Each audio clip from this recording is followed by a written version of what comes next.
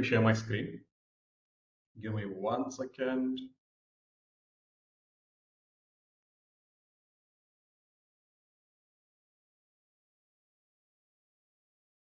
Okay, all right. So what are we going to do in this session? Okay, let's take a quick look. And we have a lot of stuff to talk about over the next 1 hour. So first, what we'll do is we'll take a quick 5-minute overview about LLMs. All right, we just want to get a high-level idea of how LLMs work, because there's a lot of misconception on how to use an LLM, what can we use it for, so let's try to understand how it works. Then it becomes clear on what kind of activities fit an LLM and what does not fit an LLM. So we look at some of the challenges that you must already be aware of, especially if you are using tools like ChatGPT or Gemini. You will be facing some problems, and you will know that when you are using an LLM, there are these limitations, and how can we overcome these limitations. So we look at these challenges, and then we will also take a look at some of the goals. Okay, what are we trying to achieve here? How best can we leverage an LLM? Okay, and especially in the context of software testing and software development. And if time permits, we'll also take a look at custom GPTs and some amount of automation that can be done with LLMs, what is practically feasible, and what are the issues that we can potentially face. And finally, we'll have a question and answer session. If you have any questions, please put them in chat so that after the session, I'll go through them and I will try to answer most of your questions. All right. So let's start by looking at an overview. Okay. How do LLMs work? So we'll start with the first process, which is when an LLM is being built, when it is being trained to do something. Okay.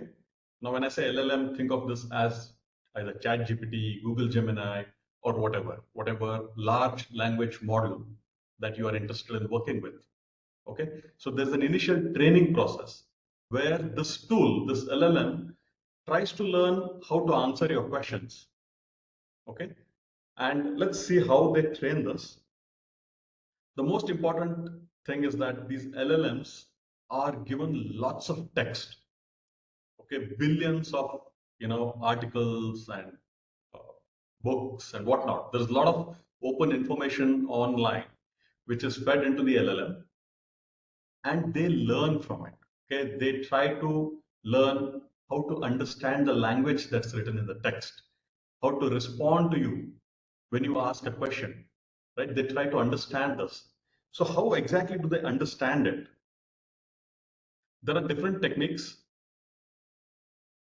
but something called masking is used here. So what happens in masking is that when you have a bunch of text, all right, some of the words are randomly replaced by what we call as a mask token. Okay, so what you see here, mask. So basically it's like the word is removed. Okay, imagine that the word is removed and replaced with some kind of a placeholder. Now the job of this LLM or the model is to predict what is this word. And the way to predict is by looking at the entire surrounding context, right? So if you ask a question saying, hey, what are the key techniques used in software testing? It will try to understand what you're asking by looking at the entire text. What are the words that are next to each other? How do they relate to each other? Okay. And then there is another technique called causal masking. So the idea is that looking at the previous text, the LLM must try to predict what words come next. Okay, so when you ask a question, it starts with the first word and then it starts moving forward, trying to understand what should be the next word in its response based on the previous words that are there. All right, so this process helps the AI or the model to understand the context of the question, okay, or understand the context of the content, and it helps it to improve its accuracy when it's trying to respond to your questions. There is one more mechanism with LLMs called the attention mechanism. The idea behind attention is that when you ask a question, okay, what are the most important techniques in software testing, or what are some of the techniques used in software testing? The LLM will try to give, or rather it will try to find which part of this text is most important. What are the may not be that important, but techniques, software testing, these are more relevant for the LLM to understand what should I generate next. Okay, so here the attention mechanism works something like this. When you put your question or you put some statement in the chat GPT, or when you give it to the LLM, it is trying to put some weight, okay, give some importance to specific words. So like I said, what are the techniques in software testing? If you ask that, techniques, software testing will usually get a higher weightage. What are may not get as much weightage, right? So the LLM tries to give some weightage to your statement, to your question, and then tries to respond based on that. Okay, so the whole idea here is that we are to learn patterns. The LLM is trying to learn specific patterns using this attention mechanism. And based on the patterns, it will try to formulate a response. Okay, it has learned some patterns. So if you ask what are the techniques in software testing, it will go into its database. It will try to find similar patterns that it has come across when it was learning about it, and then try to send you a relevant answer. Now, if you look at that learned patterns, okay, this is very, very important. When you start working with LLMs, you are dealing with a pattern recognition system. Okay, and because of that, the responses are never deterministic. So when I say deterministic, it means for a given question, you will never get the exact same answer all the time. Okay, and because of this pattern recognition mechanism, we must be very careful on what kind of questions you can ask the LLM. Okay, so let me do one thing. Let me jump into ChatGPT and show you an example. Okay, let me show you an example here. All right. So, many people, I see this especially on LinkedIn, people say, hey, ChatGPT is not able to answer math questions properly. It's not able to perform calculations properly. We get the wrong results. Now we have to understand why that is, and that comes back to pattern recognition. So if I say what is, let me put in some random numbers. Let me zoom this in a little bit. Okay, so if I put in what is some numbers, and let me put a plus sign here, some more numbers plus something else. Okay, so I'm just trying to create a simple math statement here, and let's see what ChatGPT comes back with. Okay, so it did give us some answer, right? It gave us some answer. Now the issue here is it right or not? And when you have a lot of these numbers put like this, most of the time, the answers were coming back wrong. Because when you put this question, what is this bunch of numbers added together? The LLM is trying to find similar patterns in its database. Okay. And that Girish, I think, sorry to disturb Gokul here. I think still we are seeing the PPT. If you can just switch to ChatGPT, that would be great. Okay, give me 1 second. I thought I shared the entire screen. 1 second, let me share again. Sure. Thank you. Okay, entire screen, please. Is this okay now? Are you able to see this? Yes, absolutely. Yeah. Okay, perfect. All right. So I'll just repeat what I've done. So I put in a prompt saying what is, this bunch of numbers added together. And we did get back some answer, saying When you add these numbers, the following is the response. But trying to do this with an LLM, at least with the present technology, is not right. Because like I said, we are trying to do pattern recognition here. And in pattern recognition, the LLM is not trying to do mathematical calculations, whatever's there in your prompt. It's trying to find similar patterns. So you may or may not get the right answer. But instead, there are different approaches that you can try. Try to make the LLM more objective. Okay. So you can instead say, can you, write a Python function to calculate the numbers. Okay. And then based on that, you can ask it to execute the code and give you the answer. Okay. So trying to do math with an LLM is not a good idea. All right. So that is where, we need to be careful. So let me come back to the slides. Okay. I hope this is visible. So because of this mechanism, through which the LLM is trying to learn something, what are the challenges that we are going to face? Okay, let's take a look at that. So give me 1 second. Let me go to the next slide. All right. So the first challenge is that you will see that an LLM, when you ask the same question again and again, you will always get back different answers. Okay, you will never get back the exact same answer from an LLM, even if it is the same question. So this is a big problem, you know, uh, especially when you're trying to do this with software development, you're trying to generate code, or you're trying to generate something very specific. And if it keeps giving different outputs, then it becomes a problem for us. The second challenge is there is ambiguity and what we call as context sensitivity. If the question we are asking is not phrased correctly, the LLM can misunderstand things and give you wrong results. All right. So this is quite a big problem. For example, you just put in a question, what is Java?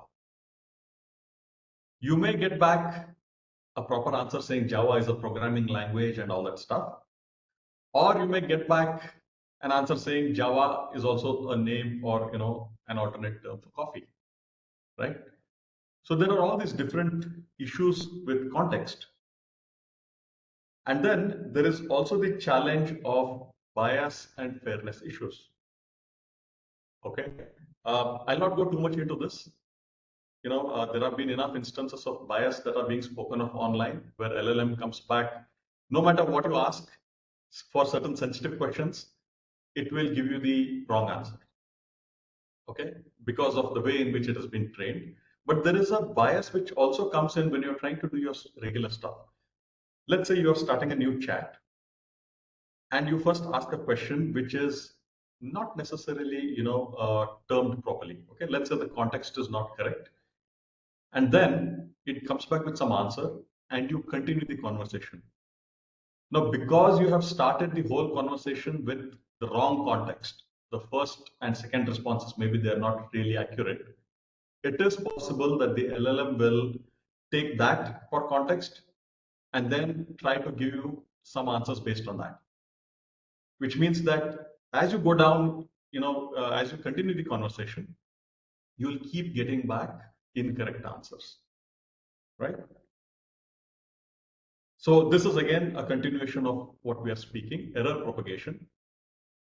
In our conversation, if there is an error with which you start the conversation, and as you continue, this will start propagating, throughout the conversation. And it will be very difficult for us to make out why is the LLM behaving like this? Why do we keep getting back the wrong responses? Now, because of these challenges, we have very specific goals.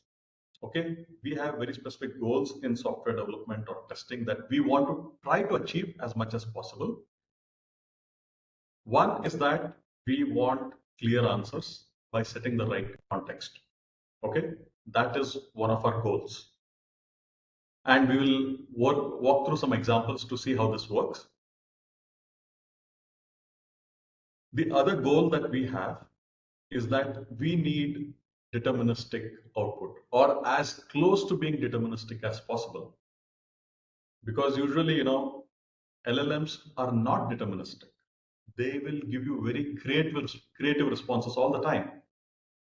And that is not what we want, you know, for many of the tasks that we are trying to do every day. If we ask a specific type of questions, we are expecting a very specific formatted answer. All right. And we'll see this through examples. The other part is, especially if you're trying to integrate systems with an LLM, you need structured inputs and outputs. Okay. If you're asking the LLM to generate some content in JSON, it should come back in JSON and not in something else, right?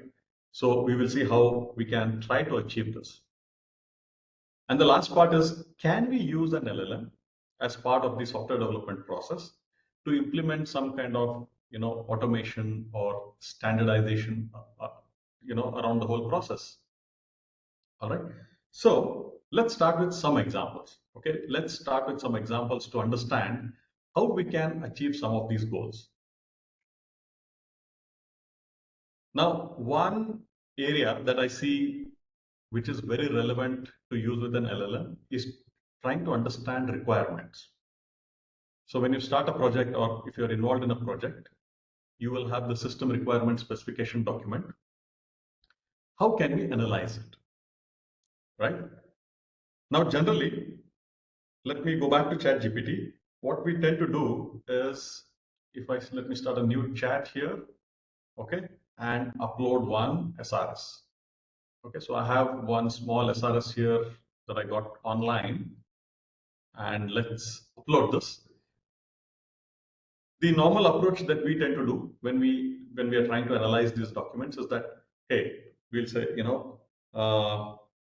explain the SRS, or explain the requirements specified, specified in the SRS document. All right. So let me do this and let's see what kind of response we get back. Okay, so you will get back a pretty good response, a decent response, I'll say, not a bad response at all. Okay. But this is still not ideal for us.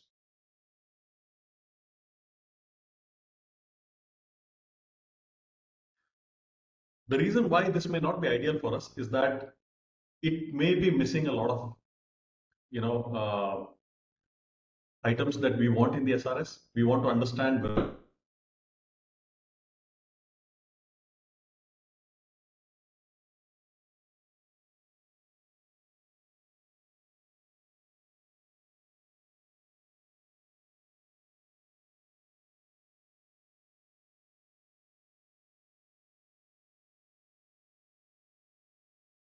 Hello, Girish, are you there?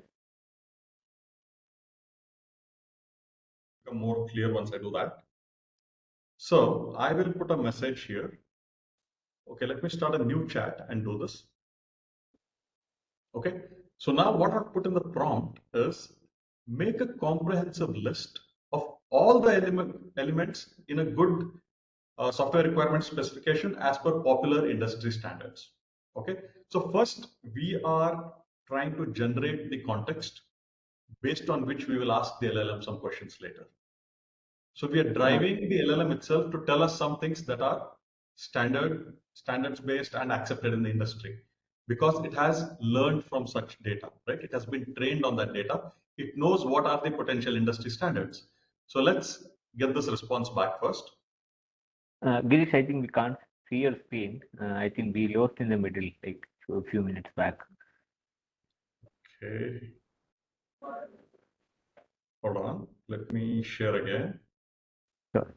I think it's going off automatically. I'm not sure why it's doing that. Give it a second. Sure, sure.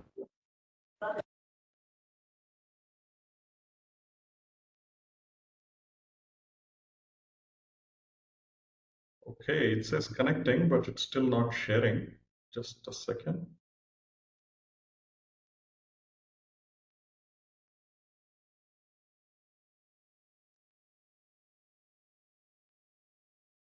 Let me try this again.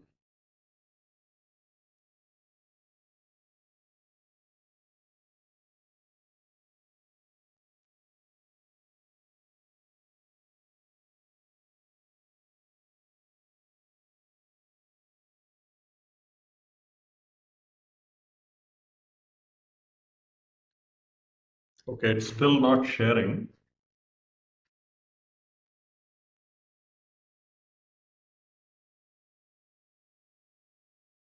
Are you able to hear me? Yes, Girish. We are able to hear you. Okay, but you are just not able to see my screen, right? Yes. Okay, let me disconnect and rejoin. Is that okay? Done, done. Sure. Just give me a minute.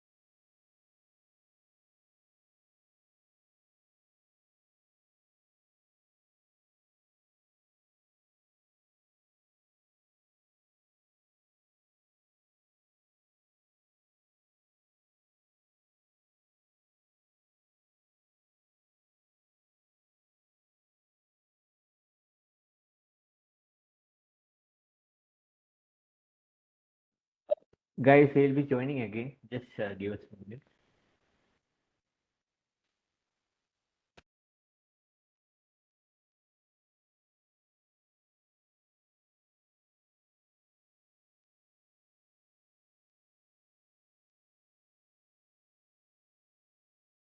All right, give me 1 second. I will try to share again.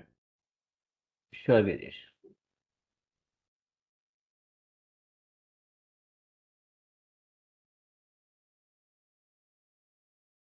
Okay, is this fine now? Yes, absolutely. Okay, I hope it does not drop off. All right. Okay, so let me quickly repeat what I've done. Okay, so we started a new chat and I first prompted. See, earlier what we did, let me go back to the previous chat in case you guys missed it.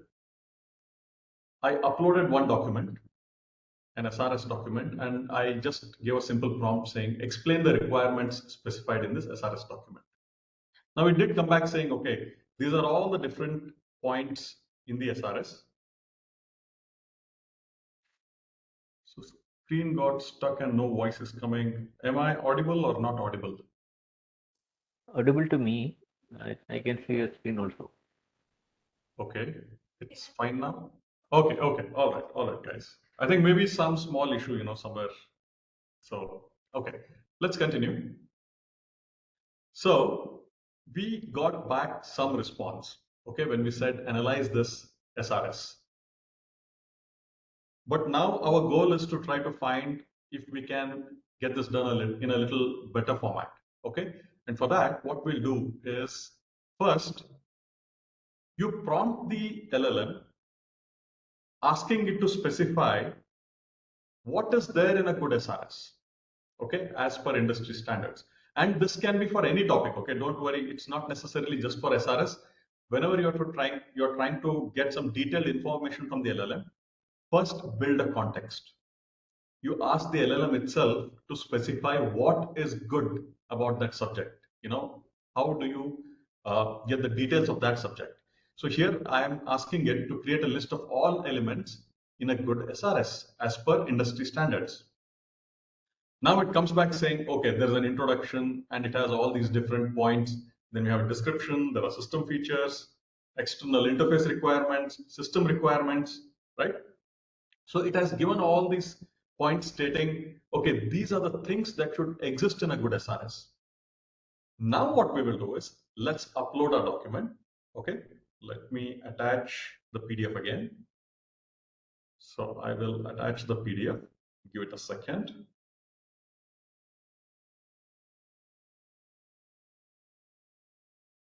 And I'm going to copy paste one prompt here just so that I don't waste time trying to type it out. Okay, so my next prompt is we will attach the PDF, and now we are saying using the above list as a reference, analyze the attached SRS and generate a table with list of missing elements. Okay, so first we said what is an industry standard SRS? It gave us a list, and now we are uploading a new, or rather we are uploading the actual SRS, and we are saying, hey, can you give me a list of things that are missing in this SRS? Or you could have also asked, can you describe this SRS based on the above list? Okay, so you can do that, or our objective now is to first see, do we have a proper SRS? So we want to identify the missing elements, and I will say, okay, let's go ahead with this prompt and see what it comes back with. I hope sharing is working, screen share, everyone is able to see the screen.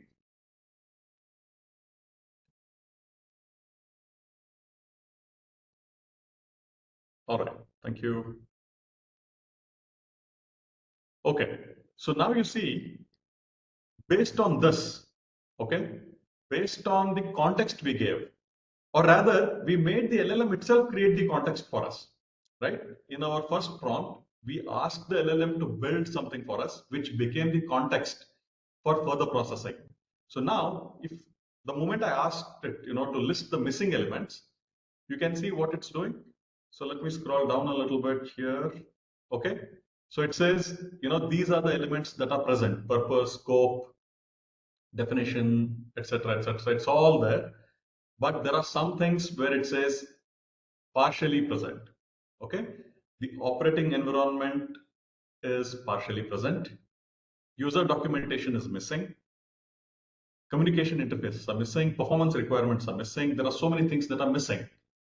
All right. So trying to directly do something may not always give us the best results. If it is a simple question, it's fine, no issues. But when you're trying to do a complicated task, then directly asking may not work. All right. So this is what I want to highlight. And in fact, one thing, if you take away from the session, is that context is the most critical thing with LLMs. Always make sure your context is very clear. Okay, the LLM can understand what you are trying to ask. So let's move on to the next part. Let me go to the next one. So first, okay, back to the slides. First, we are building the context. That's what we did here. Now, if required, you can refine the context. You copy whatever the LLM came back with in the first response. And if you find there are things that it has missed, which you know about, you can always add it and give that as the next prompt saying, okay, this is my final, specification. Based on this, you help me analyze the document. Okay, you can always refine the context. You don't have to go by only what the LLM is telling you. And then you use the context for analysis, and you can keep on drilling further, asking new questions about the SRS. Hey, what is missing in performance requirements? Can you make a list? Now you take that list and go back to the, your analyst or whoever has made the document and say, look, these are the things that we need as part of the development or testing process. Can you please fill the gap? Okay, they can take care of that. So let me show you one more example where we are trying to improve our productivity. Okay, so here we want to generate user stories from an SRS. Okay, we want to generate user stories. Now I said it's always good idea to give context, right? To give context to the LLM to create these user stories. So let's do one thing. Let's go back to ChatGPT and give me 1 second. Okay, so what I'm going to do is we will say, okay, I will put in a prompt here which says generate user stories with acceptance criteria for the user login feature with an email and password. Okay, I'm just telling the LLM, hey, can you please generate some user stories for us along with the acceptance criteria. Now this will work. Okay, it will give us some user stories. But the problem is it can use its own format. So whatever is coming here, it says as a user, I want to log into the e-commerce system, etc., etc. And then it's giving us the acceptance criteria for the different parts of the system. So that is okay, not an issue. Now let's assume that we want this in a very specific format. Let's say you are using behavior-driven development and you want these user stories in Gherkin format. All right. So I'm going to put one more prompt here. And we will simply say, convert the user stories into Gherkin format. So let's see what it gives us.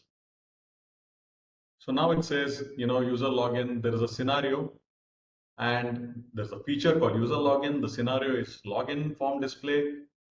And in Gherkin, you have this specification, a very specific format in which these user stories are written, saying, given the situation, when something happens, then, something should happen.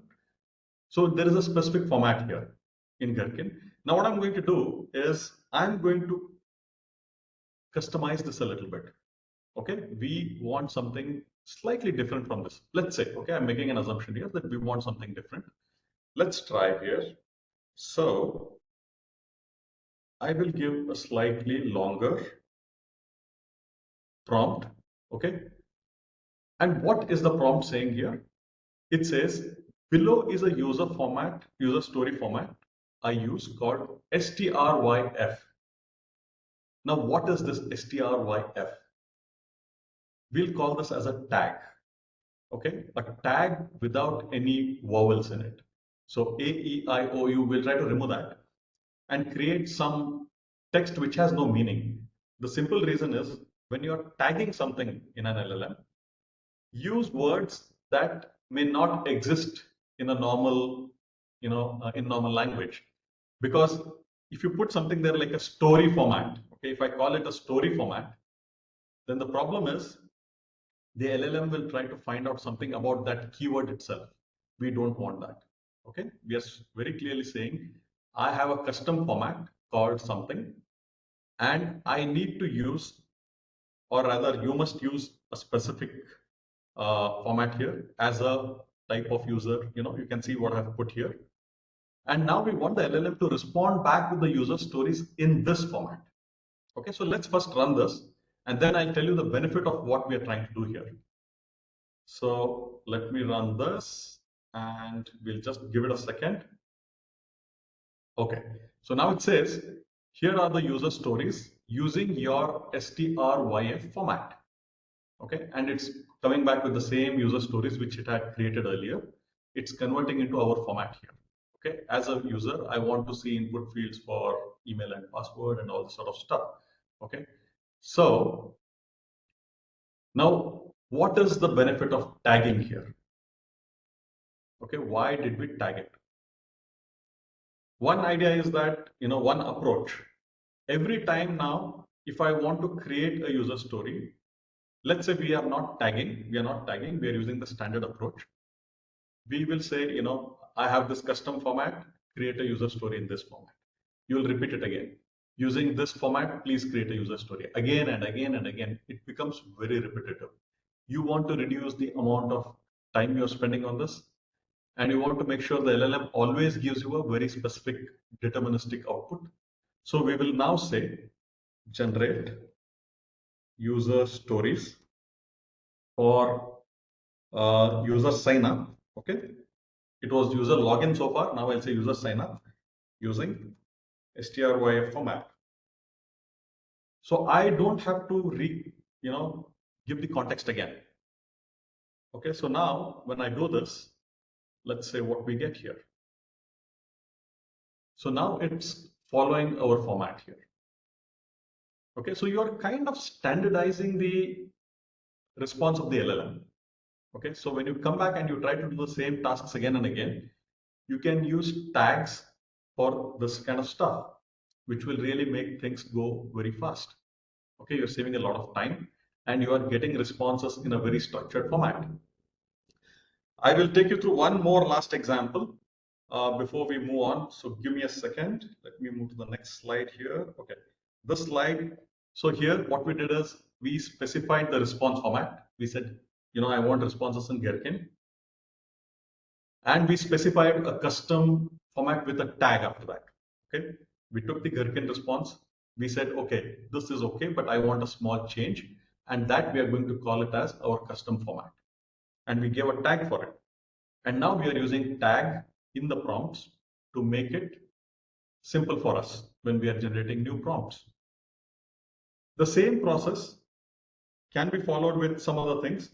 For example, structured test case generation. Okay, so first let's generate an LLM output.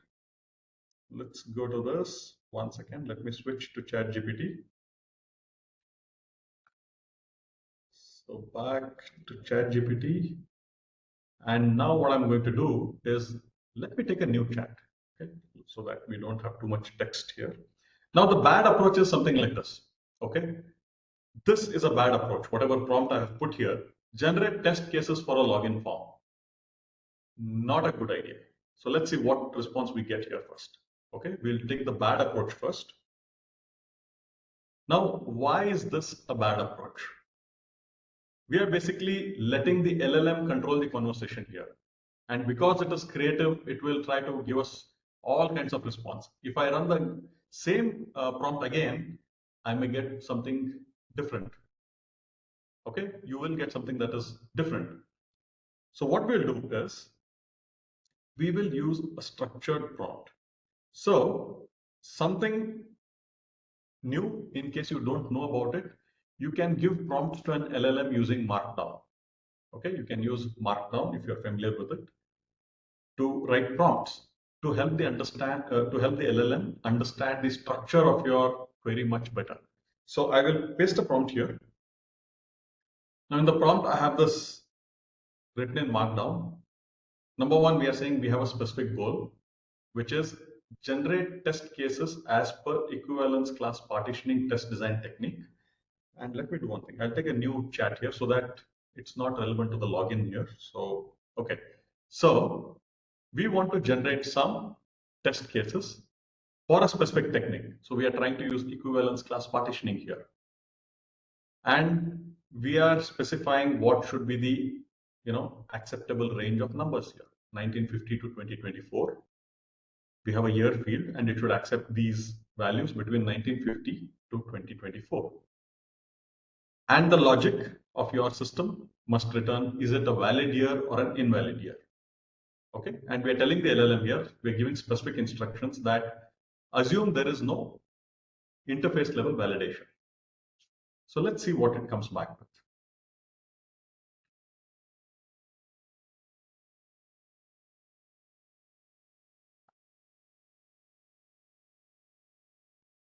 Okay, so because we gave a lot of context to the LLM, okay, we told the LLM we want to generate test cases using a very specific test design technique.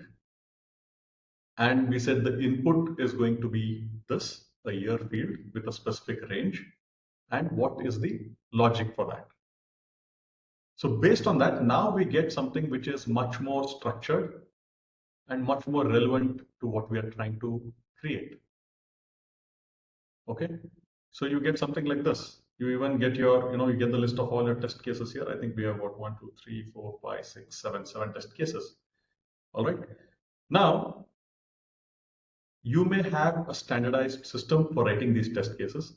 Let's say, for example, ISO IEC 29119. So there is a specific format.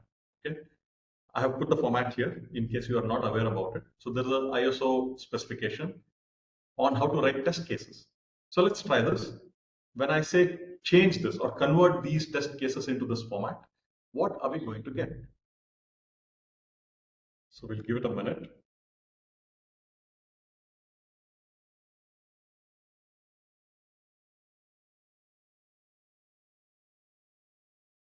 Okay, so now it says to convert the test cases to the specific ISO format, it will use a specific structure because it knows about this format, right? As part of its training, it would have come across this data that there is a ISO format for writing test cases, and it will take that approach. Okay, it will use that same format here.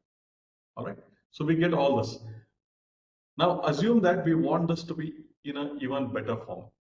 We want this to be in a table. Let's try that. Now this is a very simple prompt which says reformat the generated test cases into tabular format. So this is just more of, what I should say, look good kind of a approach. So if you have this as a table, it's much more easy to manage it. So it will create these test cases. Now we did a lot of things here. We said first, generate test cases according to a specific requirement, and we gave the requirement using a structure. It came back with a response. We said convert the response into the ISO format, and from ISO we said create a table. Now this is all regular stuff, but because it is structured now, it's in a very structured form, you can put a tag here, and anytime you try to generate new test cases, you can say please generate it using this tagged format, and you will get this same response consistently. All right. Uh, Once we are done with this, I want to show you where this is actually going to help you, right? There is one thing you can do here. You can, because you now have a very structured setup, you can also go ahead and say generate the code for this. Okay. So what I can do is say, for example, if we are using something like the Cypress framework, I can say generate the end-to-end test specs for the above test cases for Cypress framework. So you will get back the code here, and you just have to, okay. So now it's trying to give you, instructions right from zero, saying you need to install this, you need to do that, you need to do this, and finally it gives us the code. Now, what is the advantage of doing all this? Okay, where can we, or rather, let me put it another way, how can we improvise on this? Because every time we are trying to generate test cases, we don't want to keep repeating the same thing again and again. So if you are using something like ChatGPT, let's say, which supports custom GPTs, you can write custom instructions for the LLM and tell it that whenever you are trying to generate a test case, always follow the specific format. Okay, make sure it is ISO standards, make sure it is written as a table, right? You can do all that. So what I've done, I've created a very basic custom GPT here. Okay, bookstore project buddy. So if you're not sure what are custom GPTs, you can just read about it online. So these are basically, you can customize ChatGPT itself with some specific instructions that you have, specific knowledge that you have, so that whenever you are interacting with it, it will always pull information using that knowledge base. All right, so you can do this customization. And if I go into this actual GPT, before I show this, let me show you how it has been set up. So I go to my GPTs, and let's go to bookstore buddy and edit this. Okay, so here we have some specific instructions which says for any specific tasks such as generating checklists, test cases, user stories, do not write any intro or outro. The initial statement, hey, this is a good idea, let me generate this for you, and all that stuff. Now, there is no guarantee that the LLM will follow this. Okay, I have to add a disclaimer here. Because it is not a deterministic system, it has its own way to deal with this. But most of the time, it will try to fit in with our instructions. Okay, but sometimes it will miss it. And we'll see whether it's going to miss it or do it properly right now. Okay. So we are saying here, we have also uploaded some documents here saying this is the knowledge base using which you need to create everything. So the SRS document has been uploaded. And the SRS format has also been uploaded. Whatever we generated before, where we said, what are the industry standard items that must be in a good SRS? Okay, that all that content is uploaded here as knowledge. And now when you try to create something here, okay, I'll try this right here. I will say, let me check if the user story format is here. Yeah, it's here. Okay. So once you have a custom GPT like this, you do it once. Okay, you design the system once, and then you reuse it multiple times with other people who may not necessarily know how to use context. So they can just come in and ask here, hey, generate, user story or password reset. Okay. And I will no longer specify use strYF format because we have already given an instruction here saying there is this user story format called strYF. When you are prompted to generate a user story, always follow this format. So we are giving very custom instructions to this LLM that, when asked to do something, it must follow a specific format. So let's run this and see whether it will follow the instructions or not. Okay, so now you see, as a user, I want to reset my password so that I can, and it fulfills acceptance criteria. So it is following the exact same format. Now, this is very helpful, especially for organizations.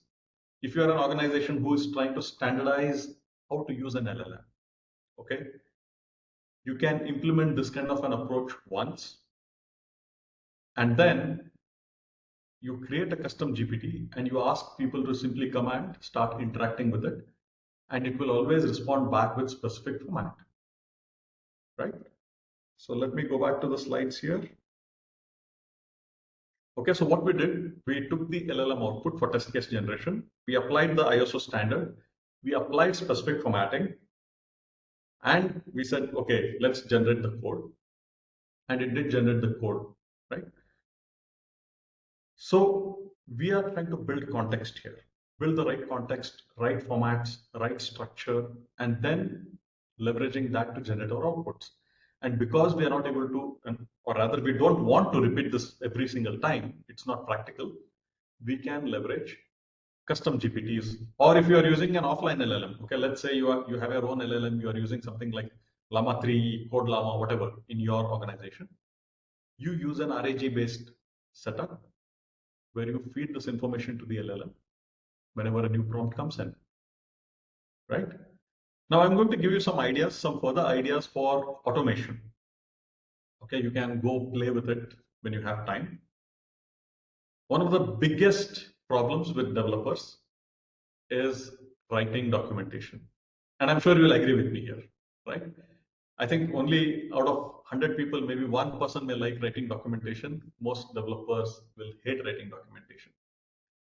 So can we automate this process? Okay, this is just an idea that you can go ahead and try.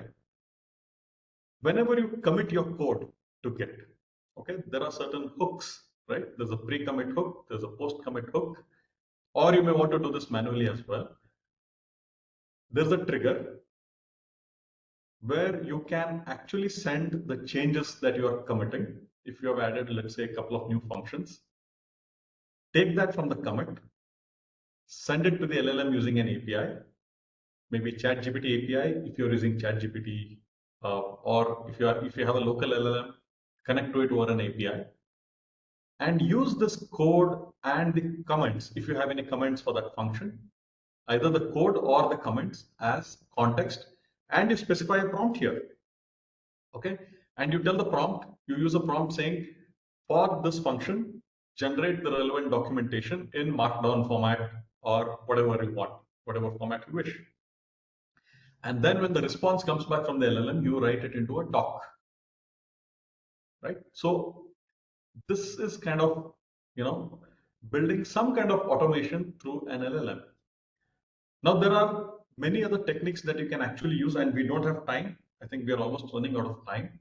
Let me show you some other things to explore further. Okay. Now the easiest win, okay, the easiest win when using an LLM is to learn advanced prompt engineering. There is very, very little cost to it. You just have to learn the right techniques and start using them. This is the easiest mode. The second approach, where you can go one level higher, is to take these advanced prompt engineering techniques, take your knowledge base, and use an RAG system or put this into custom GPTs, the way we saw the custom GPT right now. Okay, and that will work much better because every person who is using this LLM or who is using the system, let me call it as a system now, who is using the system need not know prompt engineering, because you have already told the LLM, if someone is asking something, always revert back using a specific format. Now, automation with hooks, this is something that can be done, and I showed you, how you can leverage different types of hooks. It can be, git commit hooks, or you may have hooks in your CI/CD pipeline. You can use all these different ways to trigger, a prompt to the LLM, then get back its response and do something with it. One of the most time-consuming and expensive option is model fine-tuning. If you want to make an LLM respond exactly the way you want without using RAG, you want to tune the model, the AI itself, to your requirements, you can do it, but it's an expensive process. Then you have something called as function calling. Okay, so people keep asking me that, can we integrate a system directly with the LLM? Can we integrate our ERP with it, a CRM system with it? You can, but you must be aware that if you are asking the LLM to send you a JSON response, and based on that, you want to trigger some functions, you may not always get the right structured response. Okay, LLMs tend to hallucinate. If you are saying my function, which you want to call, is having 3 parameters, the LLM sometimes may come back with 4 parameters, or it may come back with 2 parameters. So you need to be careful here, right? One thing that I would like to show you here, LLMs can also talk to external APIs. Okay, so in the context of function calling, let me go back, and I have this little custom GPT here called Supply Chain Assistant. Now you can use a system like this, a GPT like this, to actually pull information from an API and display it to users, right? So it can go out, execute some code to call an API, get it, format it, and then show it. So for example, here, if I say current stock level, it will go to an external API. Okay, let's just see what happens here. So you see, it's talked to 3 API endpoints and getting the current stock level back to us. Okay, so let's just wait. Okay, so now it's creating a table. Now all this has gone in as very specific instructions in the custom GPT. Okay, how to get this information and how to format and display it. So you do this once, then it becomes very easy whenever you need to, make use of the system again and again, right? So I can say, what is the daily sales today, right? I can say daily sales, just 2 words, and again it will go back to an API, get the information for me, and then display it in some nice format here, right? So it's giving back some statistics here.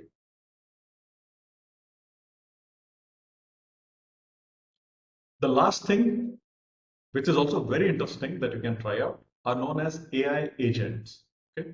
Or you call them as LLM agents. If you want to learn more about this, there are a couple of sites that I can recommend.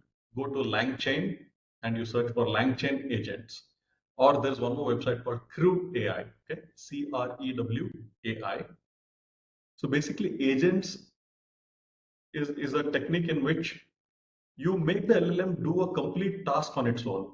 Okay, you want it to do some task, not just respond to your prompts, but complete the process of doing something. Maybe write an article on its own, or write some code on its own.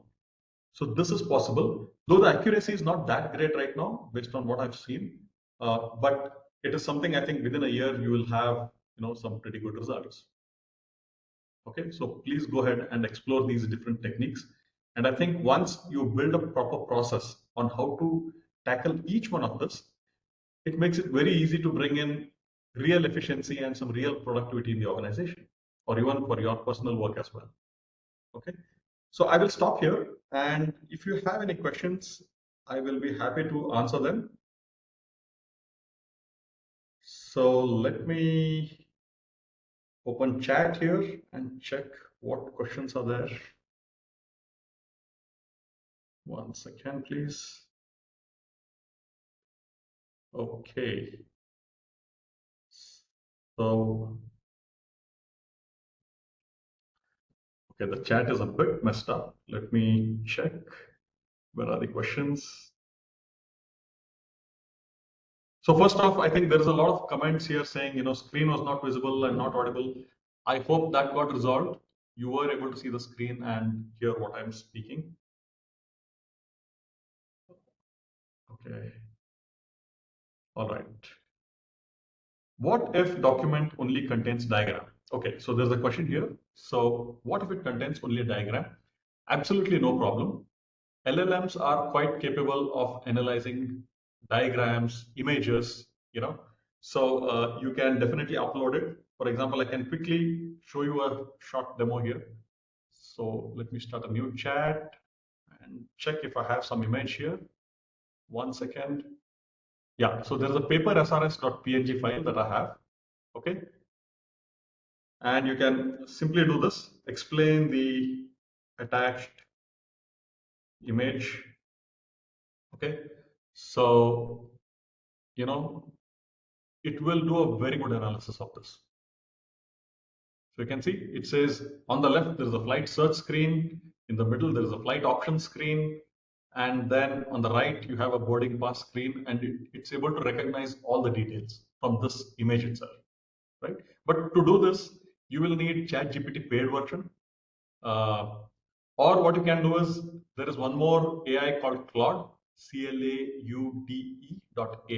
okay, Claude, where in the free version they let you upload images. You can give it a try. I think that should help you. Okay, how to tag it? As you mentioned, we can use it later. Yeah, you create a custom tag. So, if I go back to that, once again, let me go back to, I hope I have that open. No, I think it should be in SRS. Once again, please. Yeah. So here, you give a specific format to the LLM. So let me scroll up. Okay. So you see the way I'm creating the tag here is below is a user story format I use called some name. Okay. You give it a name without using any vowels. Make sure it is some nonsense word which the LLM cannot understand as normal language. And then you specify this format as a, in bracket, I'm saying type of user. I want to achieve some goal or function so that, and it fulfills. So you specify a format, and below you tell the LLM what what is there in between these brackets. So I'm saying for each square bracket, replace the bracket and the content with the appropriate data, user, role, functionality. This much is enough. It is smart enough to understand what you're trying to achieve. And based on that, it will come back with the right response for you. Okay. So share the agent name, share the demo. Okay, guys, so if you want the demo, it's not something I can directly share because it is a private GPT that I've kept here. It is hitting our company API endpoints, so I can't make this public at the moment. But what you can do is just go and search for custom GPTs, okay? Custom GPTs in ChatGPT. And you should be able to learn how to do this easily. Okay, I hope there is a documentation which comes up. You can go to this. There's a post by OpenAI called Introducing GPTs. Please take a look at that because it's nothing complicated. It's actually quite simple. All right. So I hope that will help you. AI agents, I think that has been answered by someone in the chat. How can we know the structured way of creating an LLM? So we can know the structured way. We can specify the structure of the response that we want when talking to an LLM. Okay, so you give the structure upfront and tell the LLM, anytime I ask the questions related to this, please use a specific structured format and revert back with a response using that format. Okay, that is how you do it. How can we make sure the response has the latest updated information? Yeah, so this is a very relevant question actually. Many times when you ask something to ChatGPT, okay, especially if you are a power user and you use it every day for software development or testing, you realize that the code it gives back to you sometimes is outdated. And there is really nothing much we can do about it right now because there is a cutoff date, when the LLM has been trained, right? So right now, I think it is September 2023. That is the cutoff date. So its knowledge is only up to September 2023. And if the package, the software that you are trying to use has been updated after that, you will not get the latest answers. Okay, that is an issue right now. Nothing much can be done. Other than, one option is you give it the documentation and ask it to help you with it. Okay, you give a link to the documentation, ask the LLM, please go through the documentation link here. And based on that, help me understand, how to work with it. And then what else do we have? Yeah, I think these are the questions. I hope you learned something new, something that was not known to you before. I will stop here and over to you, Gokul. Thank you. Hey everybody, Thank you. hi.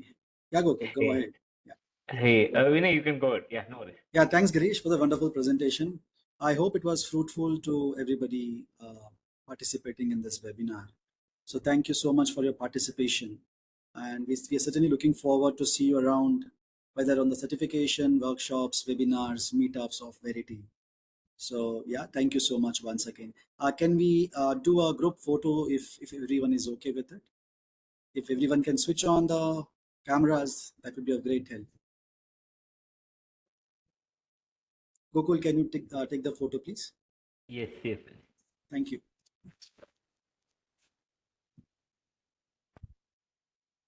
I'm just waiting everybody to switch on the video. Okay. Even if half of them have switched on, let us do this. Yeah, I think there are many who have done it now.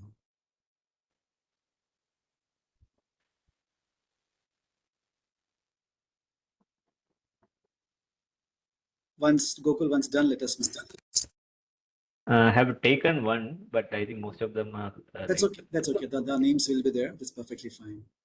Sure, sure. Thank you, guys. Thank you so much.